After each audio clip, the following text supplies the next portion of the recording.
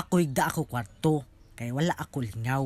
Ako na may pa balik ko drawing. Nya ako kuha ako gamit sa una. Mao ni ako gamit.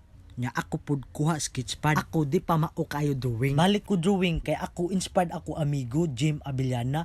Jim Abellana master kay drawing, master kay pen. Siya tudlo na ko unsaon drawing.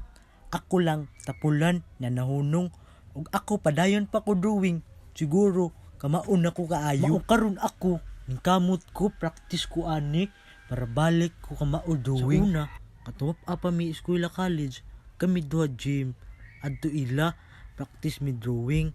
Nya ako di pa man kamao iya ko tudloan. Sir lagi siya tudlo nako. Karon jud ganahan jud ko sa mga drawing ni Jem.